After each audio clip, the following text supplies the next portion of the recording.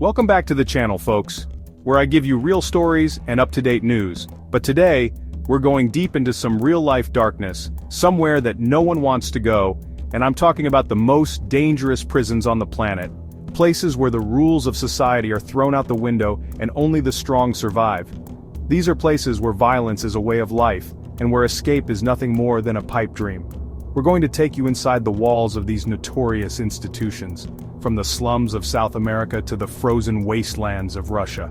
We'll meet the inmates, the guards, and the people who've dedicated their lives to exposing the horrors that go on behind bars.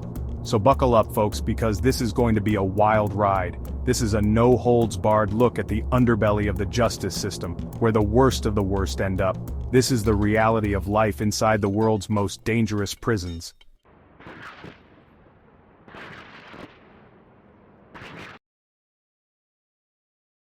First up, we're heading down to South America, to a place they call La Sabaneta prison in Venezuela. Now, Venezuela, as you might know, has seen better days. Political turmoil, economic collapse, it's a whole thing. And the prison system? Well, let's just say it's a reflection of the chaos outside the walls. La Sabaneta is one of the most overcrowded prisons in the world. Imagine thousands of inmates crammed into a space designed for a fraction of that number. It's a recipe for disaster, man. You got gang violence, disease, lack of basic sanitation. It's like something out of a dystopian nightmare. And the crazy part is, the guards have very little control over what goes on inside. The inmates, they run the show. They've got their own laws, their own hierarchy, their own systems of justice. It's a whole other world in there, and it's not a pretty one. We're talking about a place where machetes and firearms are commonplace, where riots can break out at any moment, where the strong prey on the weak, and the only way to survive is to be ruthless. This is La Sabaneta, folks, a prison where every day could be your last.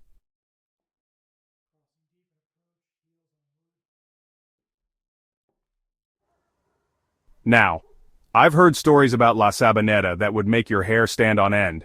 I'm talking about brutal fights, people getting shanked over a pack of cigarettes, guards being bribed to smuggle in contraband. It's like the Wild West in there, but with more concrete and razor wire. And the thing is, the Venezuelan government knows about these conditions, but they're ill-equipped to do anything about it. The prison system is underfunded, understaffed, and frankly, it's just overwhelmed by the sheer number of inmates. So what happens? The inmates fend for themselves, they form gangs for protection, they run their own black markets, they basically create their own society within the prison walls. It's a fascinating and terrifying example of what happens when civilization breaks down. And the stories that come out of La Sabaneta, man, they're the kind that stick with you. Tales of survival, of brutality, of the resilience of the human spirit in the face of unimaginable adversity. It's a dark reminder that even in the darkest corners of the world, life in some form finds a way.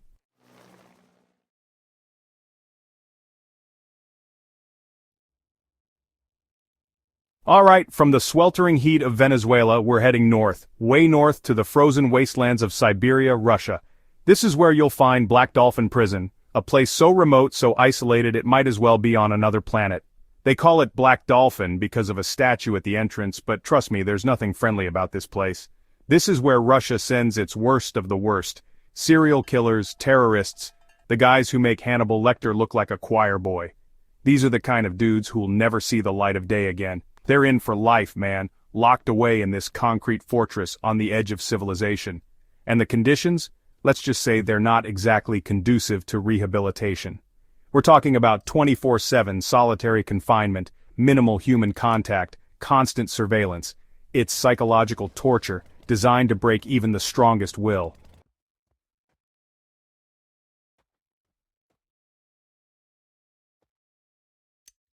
Now, what's really wild about Black Dolphin is how they move the prisoners. They blindfold them, bend them over at the waist, and walk them around like that. Why? They don't want them getting any ideas about escape routes, man. They can't even see where they are inside the prison. And the guards? They're not messing around. They're highly trained, heavily armed, and they've seen it all. They're not afraid to use force, and they have a zero-tolerance policy for any kind of bullshit. The psychological impact of this kind of confinement, it's got to be brutal. Imagine being locked in a cell for 23 hours a day with nothing but your thoughts to keep you company. No TV, no books, just the deafening silence. It would drive you mad, man. Black Dolphin is a testament to the depths of human depravity. both in the crimes committed and the punishments inflicted. It's a chilling reminder that even in the 21st century, some places are best left undisturbed.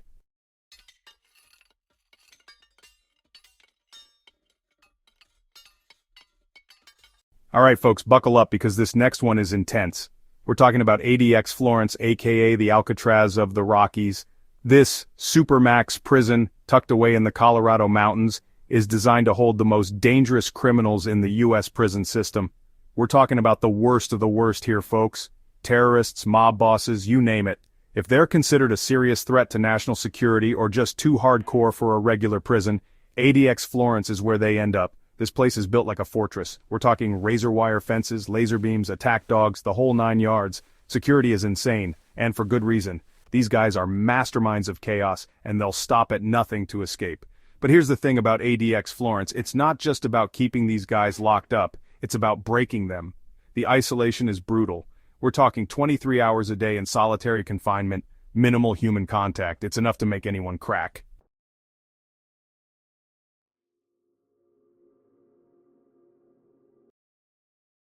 Now let's talk about some of the infamous characters who call ADX Florence home. We're talking guys like Ramzi Youssef, the mastermind behind the 1993 World Trade Center bombing. Then there's Ted Kaczynski, the Unabomber, who terrorized the country with his homemade bombs for almost 2 decades. This guy was a straight-up genius, living off the grid, sending bombs through the mail. They finally caught him, and now he's spending his days in solitary confinement. And we can't forget about El Chapo, the notorious Mexican drug lord. This guy escaped from prison twice in Mexico. Twice. They finally extradited him to the US, and now he's at ADX, where escape is practically impossible. These are just a few of the high-profile inmates at ADX Florence. Their stories are a chilling reminder of the dark side of humanity. But it's also a testament to the lengths we'll go to keep society safe.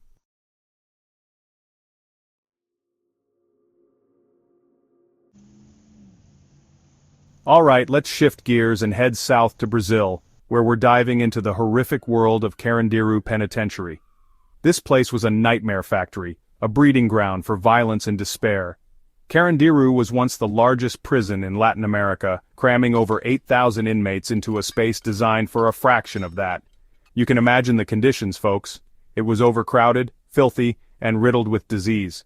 The guards were outnumbered and outmatched, so they resorted to brutal tactics to maintain control. Inmates were left to fend for themselves, creating a hierarchy of power ruled by gangs and violence. We're talking about a place where basic human rights were non-existent. Food, water, medical care, forget about it. Survival in Carandiru was a daily struggle and escape felt like an impossible dream.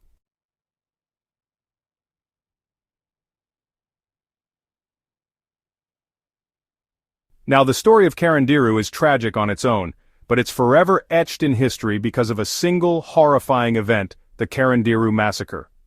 On October 2, 1992, a riot broke out in the prison. Tensions had been simmering for months, and it finally exploded.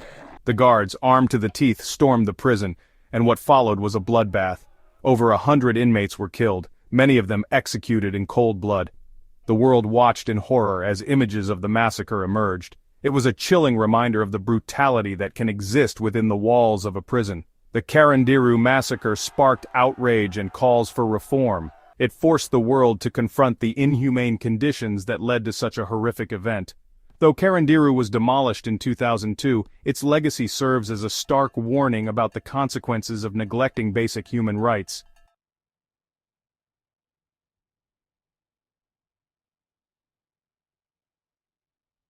Alright folks, pack your bags because we're heading to Thailand to explore the notorious Bang Kwang Central Prison, also known as the Big Tiger. And let me tell you, this place lives up to its fearsome reputation. Bang Kwang is known for its strict discipline, harsh punishments, and the ever-present threat of violence. Inmates live in cramped, overcrowded cells, often shackled for months on end. Food is scarce and often inedible, and basic sanitation is practically non-existent. Disease runs rampant, and medical care is woefully inadequate. In short, life in Bang Kwang is a constant struggle for survival. But here's the kicker. Every inmate on death row at Bang Kwang has an iron shackle welded to their legs permanently, and they have to wear that shackle until their execution date. Talk about a constant reminder of your fate.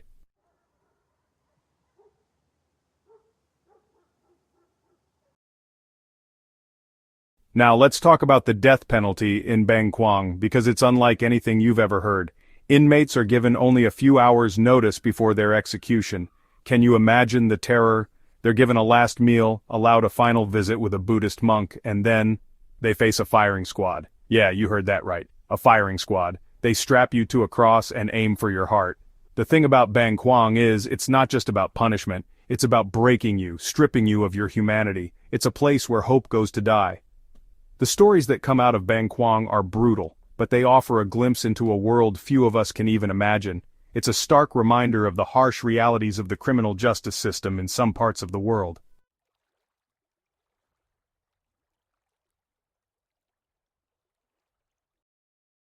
Alright folks, buckle up because we're heading into the belly of the beast San Quentin State Prison. This place is like the Alcatraz of the modern age, right here in the good old US of A.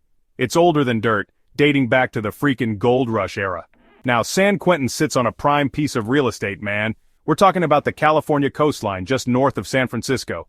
You got the Golden Gate Bridge in the distance, beautiful views, the whole 9 yards. But don't let that fool you. Inside those walls it's a different story altogether. This place has housed some of the most notorious criminals in American history. Charles Manson, Richard Ramirez, the Night Stalker himself, they all called San Quentin home. We're talking about a different breed of criminal. The kind that gives you chills just thinking about them. And the guards? They're not messing around, man. These guys are trained to deal with the worst of the worst. They've seen it all, and they're not afraid to use force when they have to.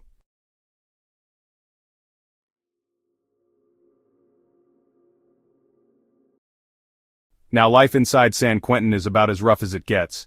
We're talking about overcrowded cells, constant threat of violence, and a level of despair that can crush a man's soul. These guys are living in a concrete jungle, and only the strong survive. You've got rival gangs, racial tensions, and just a general sense of unease that permeates the air. One wrong look, one wrong word, and things can go south real quick. It's a pressure cooker, and it's only a matter of time before it blows. But here's the thing about San Quentin, it's not just about punishment, man. They also have rehabilitation programs, educational opportunities, even a freaking inmate-run newspaper. They're trying to give these guys a chance to turn their lives around. But let's be real, escaping San Quentin, that's about as likely as me winning a hot dog eating contest against Joey Chestnut.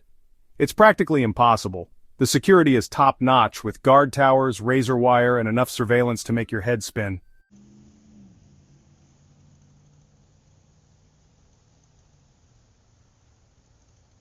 Alright, amigos, let's take a trip down south to Colombia, where the cartels reign supreme and the prisons are bursting at the seams. We're talking about La Modelo, a place where the lines between guards and inmates get real blurry. This ain't no ordinary prison, folks. La Modelo is notorious for its corruption, its violence, and its downright bizarre way of life.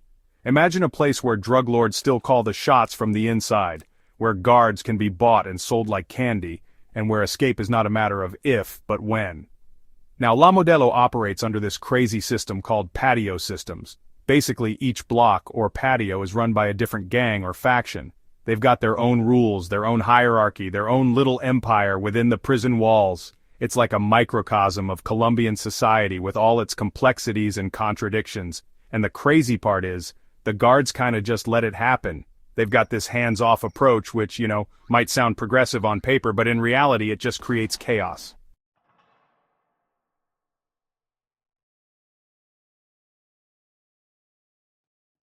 Now when it comes to escapes, La Modelo is like a freaking escape room on steroids. We're talking about elaborate tunnels, daring disguises, even helicopters landing in the courtyard.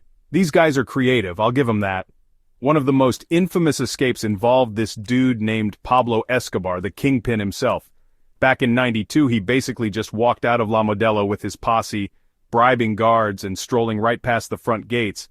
The Colombian government was humiliated, and it just goes to show you the power these cartels had. But here's the thing, even if you manage to escape La Modelo, you're still a marked man. The authorities will hunt you down, the rival cartels will be gunning for you, and your life on the run will be short-lived. It's a vicious cycle, man. You escape, you get caught, you get thrown back in, and the whole thing starts all over again. La Modelo is like a black hole, sucking you in and spitting you back out, broken and defeated.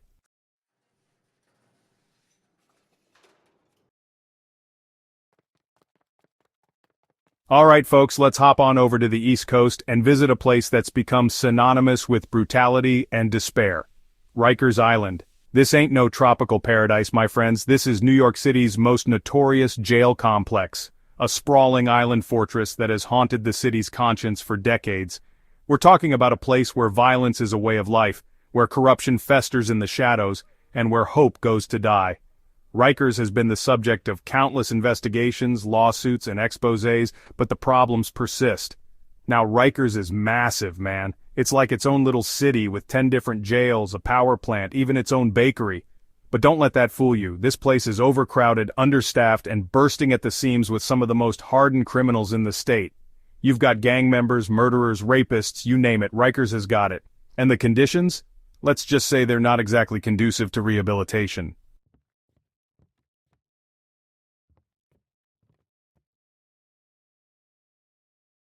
Now, being a guard at Rikers is not for the faint of heart. You're dealing with a volatile population, constant threats, and a system that often seems rigged against you. It takes a certain kind of person to survive in that environment, and it can take a toll on your soul. And the inmates? Let's just say they're not exactly thrilled to be there. They're stuck in this concrete jungle, surrounded by violence, with little hope of escape. It's a recipe for disaster. And it's no surprise that Rikers has become a symbol of everything that's wrong with the American justice system. There have been attempts at reform, of course. Politicians have made promises, task forces have been formed, but the problems at Rikers run deep. It's going to take a massive overhaul to fix this place, and it's not going to be easy. But here's the thing, folks. As long as we continue to lock people up and throw away the key, places like Rikers will continue to exist. We need to find a better way, a more humane way to deal with crime and punishment.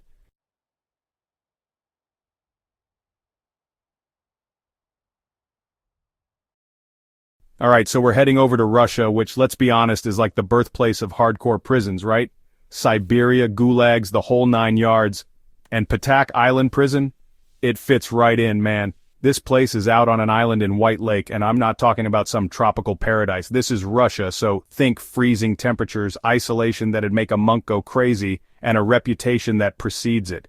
We're talking about a maximum security facility, the kind of place reserved for the worst of the worst. Murderers, terrorists, you name it, they've got 'em, and they keep 'em locked down tight. I'm talking 22 hours a day in solitary confinement, minimal contact with the outside world. It's designed to break you, man. The psychological pressure alone is enough to make most people crack. And it gets worse because the guards, they don't mess around. They're known for their harsh treatment of prisoners, and the stories that come out of there would make your hair stand on end. We're talking beatings, psychological torture, the whole works. It's like something out of a nightmare, and the crazy part is, it's very real. So why would anyone build a prison like this?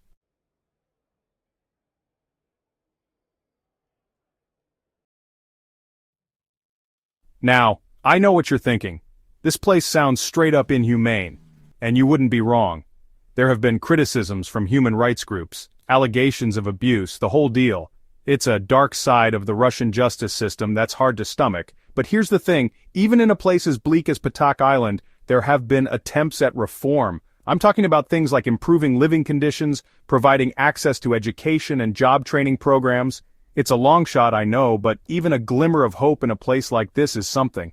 The idea is that by offering some semblance of rehabilitation, maybe, just maybe, some of these guys can turn their lives around. It's a long shot, but hey, stranger things have happened. I mean, we're talking about a country that went from czars to communism to whatever the hell is going on over there now. Anything is possible, right? But let's be real, Patak Island Prison is still a brutal, unforgiving place. It's a stark reminder of the dark side of humanity, and the lengths that some governments will go to maintain control. It's a sobering thought, man, and it makes you appreciate the freedoms we often take for granted.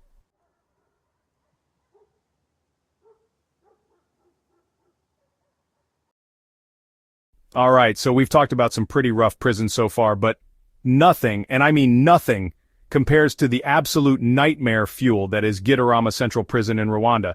This place, man, it's like something out of a horror movie, but it's all too real. We're talking about overcrowding on a scale you wouldn't believe. Imagine being crammed into a space designed for a few hundred people, but instead you've got thousands upon thousands of inmates. I'm talking about a sea of humanity, packed in so tight you can barely move. The air is thick with the stench of sweat, excrement, and despair. Diseases run rampant and basic hygiene is non-existent. It's a breeding ground for violence, disease, and death. This isn't just a prison, it's a humanitarian crisis.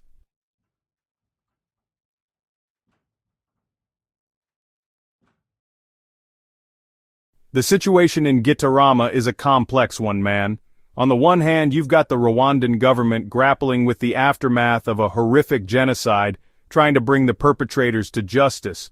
But on the other hand, you've got thousands of people, many of whom may be innocent, languishing in unimaginable conditions. And the thing is, the Rwandan genocide, it wasn't just some isolated event. It was a stark reminder of the horrors that can unfold when hatred and intolerance are allowed to fester.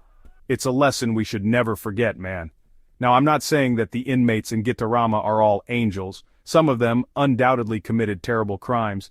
But even the worst criminals deserve basic human rights, man. They deserve to be treated with dignity, to have access to healthcare and sanitation. Gitarama Central Prison is a stain on humanity, a stark reminder of our capacity for cruelty and indifference. It's a place that should haunt our collective conscience, a testament to the fragility of peace and the importance of fighting for justice and human rights. Always.